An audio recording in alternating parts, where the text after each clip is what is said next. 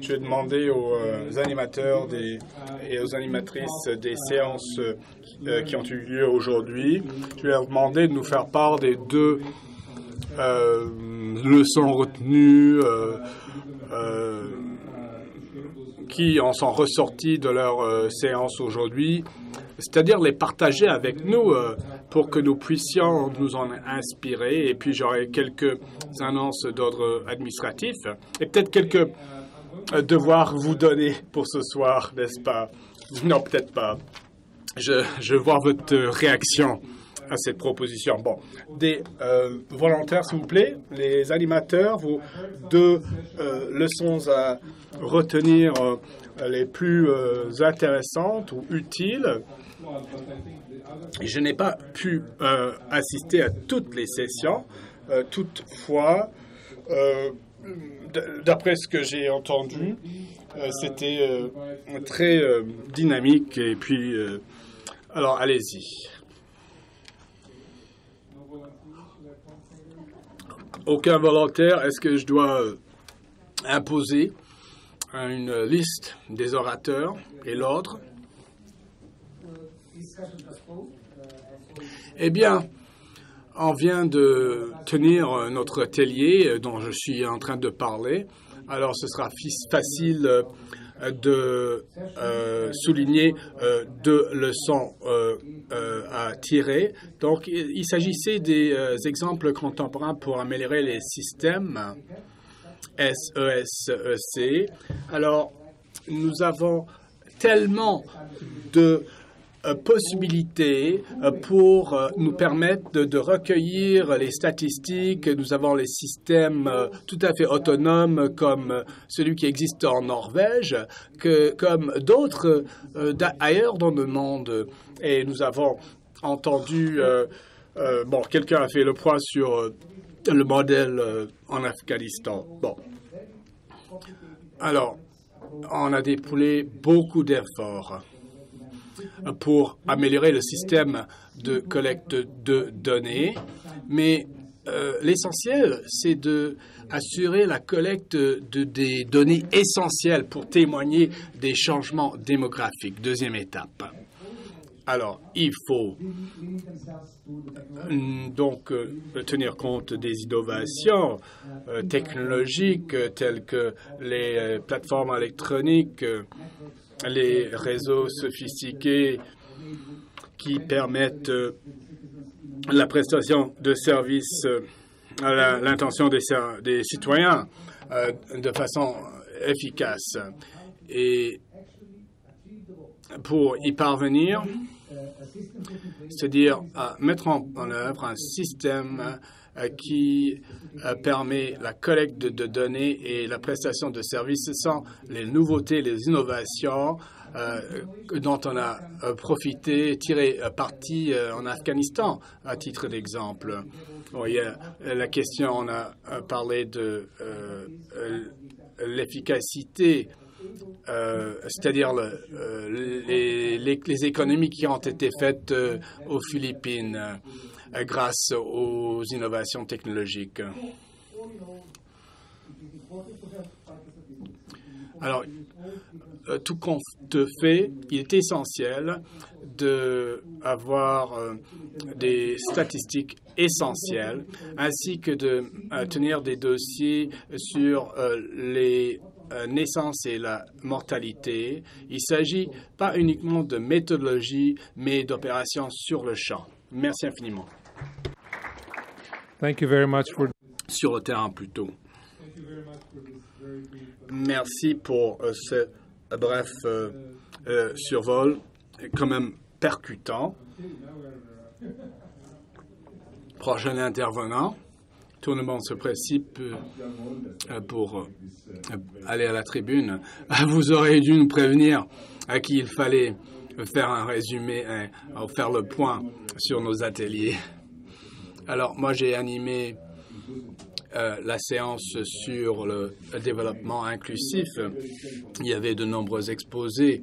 Et ce qui en est ressorti, c'est que le développement inclusif est une question très vaste qui ne se limite pas uniquement au genre, au sexe, mais il y a deux leçons à retenir dans notamment l'intégration des services et de l'identification, les pièces d'identité. Il y a des études de cas qui ont témoigné de l'utilité de cette intégration, de ce fusionnement.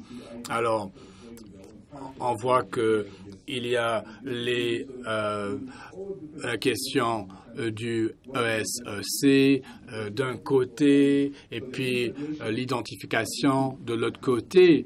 Et tout le monde, en fait, essaie de frayer son propre chemin alors qu'il vaudrait mieux qu'on fasse front commun et travaille en étroite collaboration. Bon, on réalise des progrès de part et d'autre, plus particulièrement en Afrique. Il y a des ministres qui se sont rencontrés pour parler des possibilités pour améliorer les services, mais il y a toujours beaucoup de lacunes à combler au Sénégal, par exemple. Il y a des obstacles tels que la religion, des obstacles juridiques, beaucoup de pierres d'achoppement. Et ça, tout cela, ça a à voir avec leur tradition aussi. Il faudrait vraiment envisager des pistes de solutions à cela aussi pour parvenir à nos objectifs. Alors voilà. Thank you very much. Oliver, maybe you can stay here. Restez là, s'il vous plaît, Oliver. Oui, intégration, communication, consolidation. Tout à fait pertinent. Prochain volontaire, tu avais très hâte de partir. Alors, j'ai animé la séance sur la conception axée sur l'humain. Il y avait 4 animateurs qui ont fait des exposés et pour chacun de leurs pays respectifs, on a regardé tout cela sous l'optique de l'allemande, tant de l'allemande que de l'offre. En ce qui concerne la demande,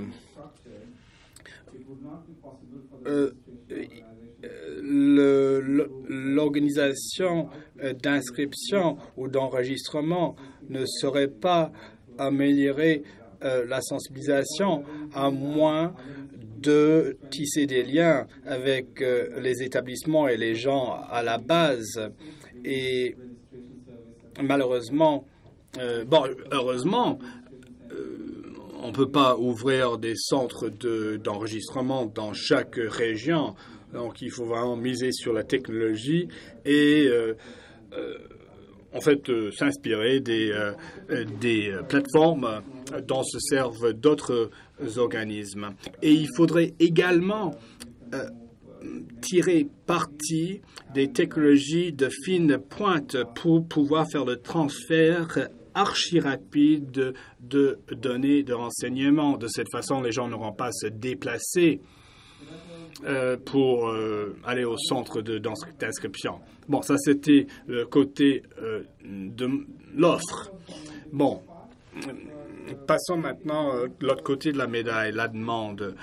C'était pas évident comme question. Bon, on pourrait envisager de relier l'offre avec d'autres services, mais on s'est dit, si ce service serait disponible seulement au moment d'obtenir un certificat, cela va empêcher les gens d'obtenir d'autres pièces d'identité dont ils ont besoin. Donc, si on a besoin d'un certificat de naissance pour s'inscrire à l'école ou à l'école secondaire, on enfreint le droit des gens d'être scolarisés. Eh bien, on voulait également éliminer les obstacles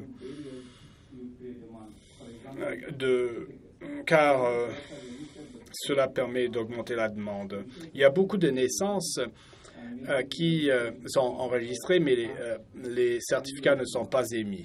Alors voilà. Ce sont les 2 leçons à retenir de notre atelier. Merci beaucoup. Thank you very much, Raj. So you raised issues about. Merci beaucoup. Alors, c'est pas uniquement une question de ESC et de ces systèmes, mais que les tout doit être axé sur l'humain. Et bien entendu, il faut toujours tenir compte de la question de l'argent. Et on va examiner cette question de nouveau demain au labo. Merci beaucoup. Moi, j'ai animé la séance sur le cadre juridique pour l'enregistrement et des systèmes essentiels. Nous avons traité de toute une panoplie d'enjeux. C'était une discussion dynamique avec quelques points de divergence et quelques points de convergence, des pommes de discorde et beaucoup de terrains communs. Mais il est essentiel d'adopter une démarche générale, holistique, en ce qui concerne les cadres juridiques. Alors, en quoi consiste le mariage, en quoi consiste la naissance et le décès, et de quelle façon est-ce que ces systèmes doivent être interreliés. D'autres aspects holistiques, il faudrait peut-être songer à lier les systèmes juridiques à d'autres systèmes de renseignement gérés par l'État. Alors voilà un des sujets traités. Le deuxième sujet qui en est ressorti, c'était la question des droits de la personne. Bon, il faut se rendre à l'évidence, ce n'est pas uniquement une question de technologie, mais de disparité entre les diverses populations et un écart de pouvoir, si vous voulez. Et c'est difficile de fournir une égalité des chances et de mettre tout le monde sur un pied d'égalité. Alors, il est difficile, par exemple, lorsqu'il s'agit d'enregistrer les décès pour les populations marginalisées qui font l'objet de discrimination, d'être dotées, d'avoir, en fait, même le pouvoir et la possibilité d'exiger que les décès soient enregistrés. Alors, beaucoup de matière à réfléchir. Et bon, la deuxième question, c'était assez controversé. Et il faut reconnaître le fait que toutes les populations ne sont pas sur un pied d'égalité lorsqu'il s'agit de systèmes de renseignement et même des renseignements personnels leurs renseignements personnels. Oui, justement, c'est un très bon message qui en est ressorti, que l'innovation, ça a beaucoup à voir avec le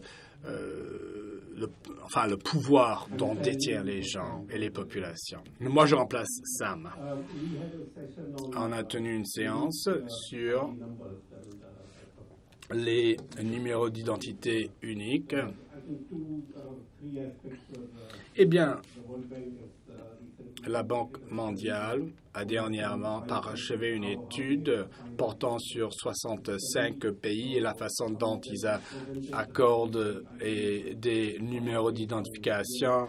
Certains systèmes sont fondés à partir de la date de naissance, et on a essayé de faire une comparaison des divers systèmes. Ensuite, certains pays émettent un numéro d'identification dès la naissance. Il y avait, à titre d'exemple, la Mauricie, la Slovénie, c'en était de bons exemples. Il y avait une période questions-réponses fort intéressante, à savoir comment créer un cadre. Si un numéro d'identification unique est émis au moment de la naissance, à quoi va ressembler le document ou le certificat? Et puis, est-ce que cela permettra, c'est-à-dire cette émission d'un numéro d'identification personnelle unique émise à la naissance, est-ce que cela va permettre des économies d'argent? Merci beaucoup. Prochain volontaire. Bonjour. Moi, j'ai présidé le panel sur l'innovation numérique. Notre discussion fut très dynamique aussi. en ce qui concerne l'identification et toutes les nouvelles technologies qui favorisent ce processus et qui ont à voir avec l'OSEC. Et qu'est-ce que ces innovations vont signifier pour l'OSEC? Alors voilà, surtout en ce qui concerne l'état civil, quel rôle est-ce que ces innovations vont jouer dans ce cadre? Et qu'en est-il des cadres réglementaires et juridiques qui ont été élaborés bien avant certaines autres nouvelles technologies comme l'intelligence artificielle et les chaînes de blocs? Alors, comment est-ce que leur législation va se rattraper en quelque sorte pour être à jour avec les nouvelles technologies? Eh bien, on a parlé aussi de l'exemple où un particulier est responsable pour son propre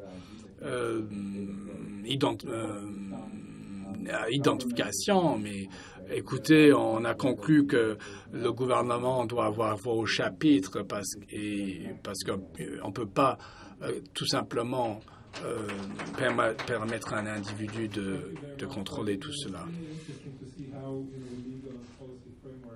C'était intéressant de constater que les cadres juridiques et politiques ont été abordés à tous les ateliers parce que ce sont des questions sous-jacentes.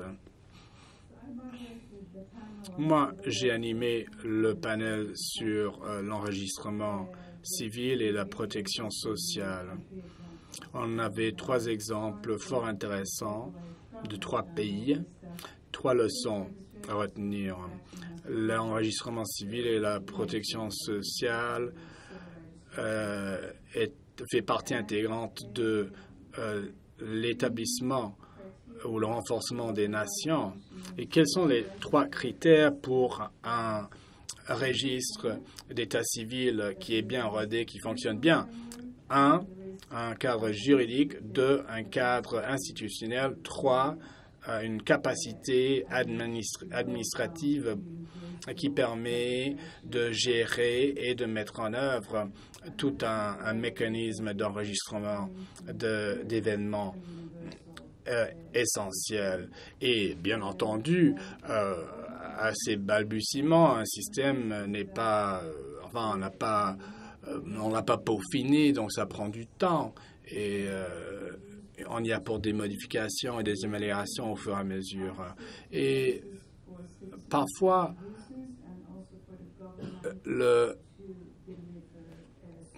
ces renseignements permettent, bien entendu, au gouvernement d'assurer une prestation de service aux citoyens. Et un dernier exemple, lorsqu'il y a un registre d'état civil qui est bien rodé, qui fonctionne bien et que c'est relié aux services sociaux, que cela permet, selon la recherche, de réduire l'inégalité et voilà.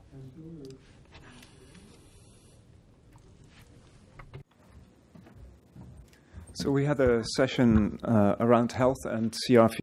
Notre atelier portait sur la santé et l'ESEC et comment le système de santé peut bénéficier de l'ESEC. Et lorsqu'on a décidé dans ce pays de prévoir un système d'assurance santé universel, les gens auraient accès à ce service et c'était incitatif. Alors, le système de santé représenté était en quelque sorte un utilisateur de ces données. On avait l'exemple de la Tanzanie, comment surmonter les obstacles en décentralisant l'enregistrement des naissances pour permettre aux citoyens d'y avoir un accès plus facile et dans le but d'augmenter la couverture. Et on a envisagé d'autres systèmes. On a discuté des systèmes de mortalité et s'il renforcerait ou affaiblirait le système de l'ESEC et de quelle façon il pourrait être intégré au ESEC. L'ESEC est un déterminant social pour la santé de façon à parvenir à nos objectifs en matière d'équité. Et il faut toujours en tenir compte. Et nous devons veiller à avoir adopté une démarche multipartite dans le but de renforcer le SEC et de profiter au maximum du rôle qu'il puisse jouer.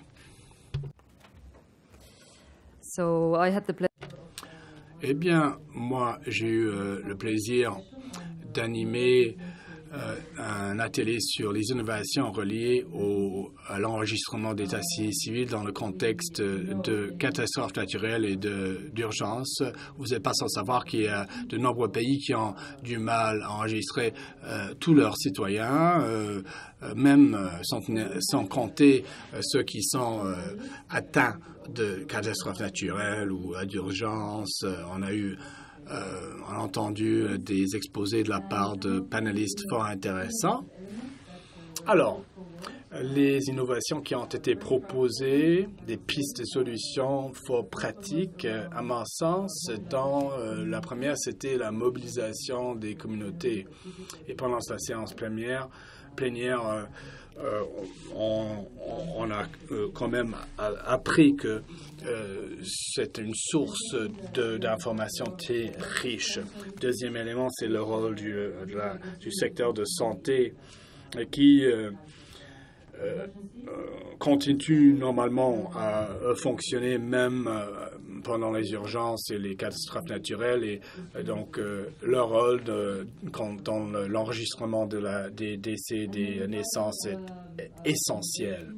Dernière innovation, c'était de rendre itinérants entre guillemets ces services et ce fut le cas déjà dans un certain nombre de pays et